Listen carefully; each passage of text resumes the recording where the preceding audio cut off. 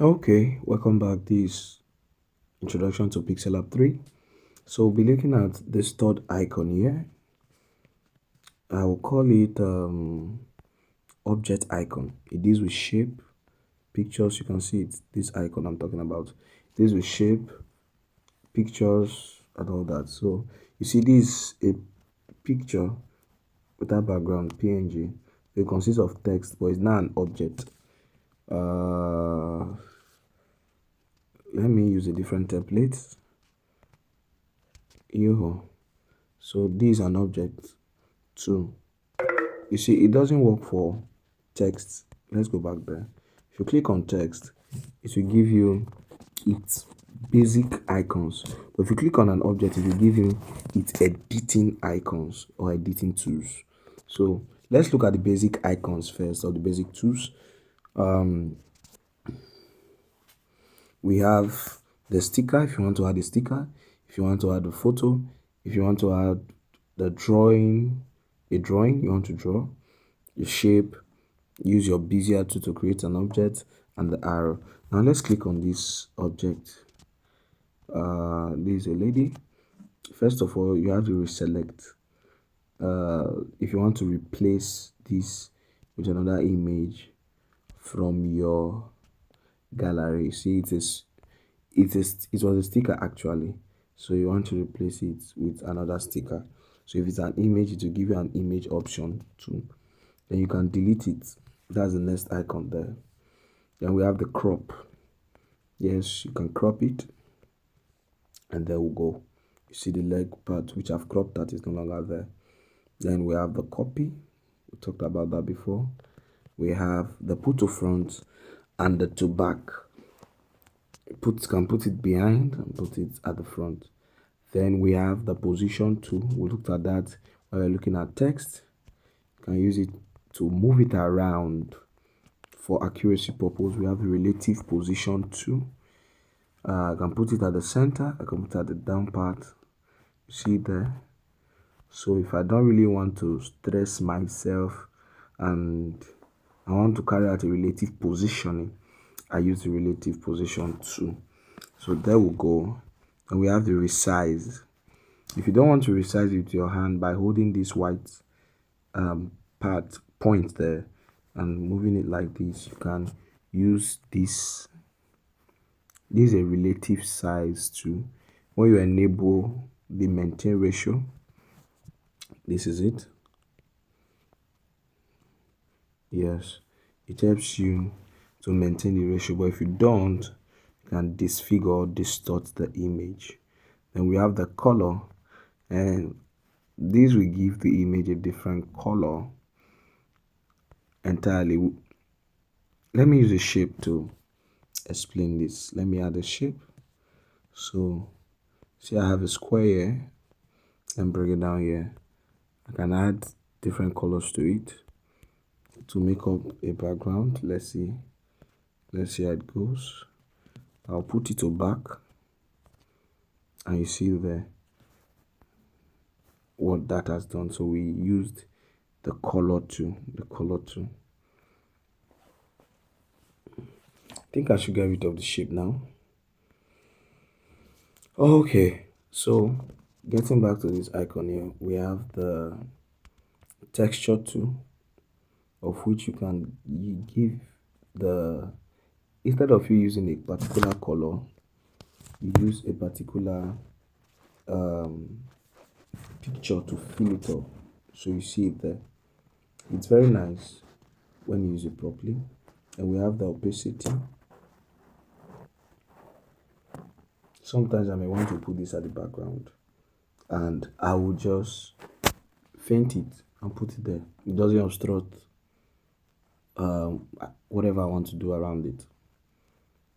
Then we have the filter. This is a photo editing tool. Let me enlarge this a bit. Color filters. Now let me work on the hue. You see what it's doing. There are hacks to using these tools. Subsequent videos, I think I will have to do videos on that.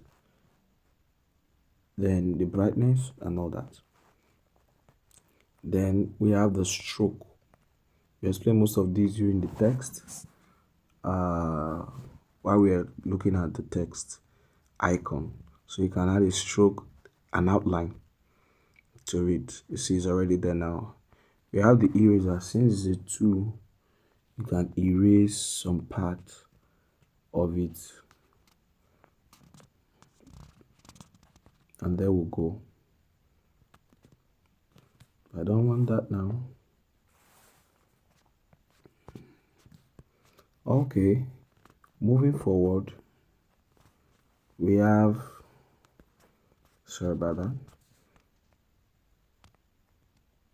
the mask tool.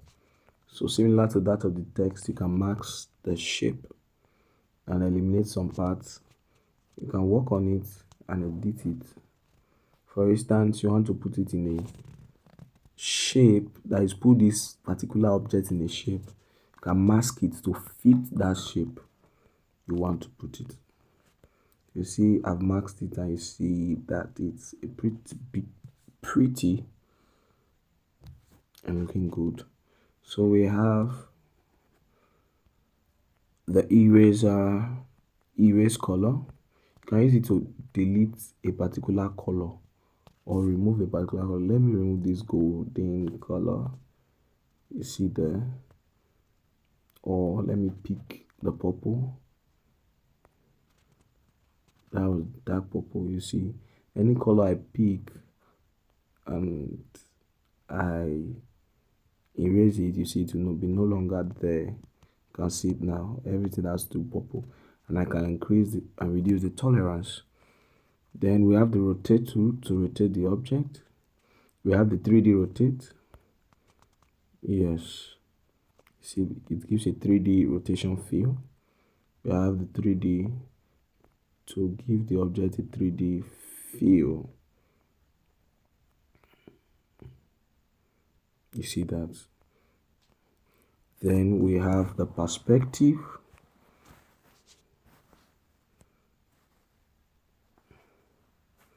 Quite dramatic. Okay, we have the shadow to give a shadow to the image. You see it there. And then we have the inner shadow. Pretty nice. You can use this to create nice feels. Yeah, they're very powerful tools, you know. Then we have the emboss. Just okay, that of the text was breaking, and this one is also breaking too. So just like I said, that you can, there's a way you resize it, the breaking stops, and there are arcs too you can use to overcome the breaking. So we are done with the shape or the object tool.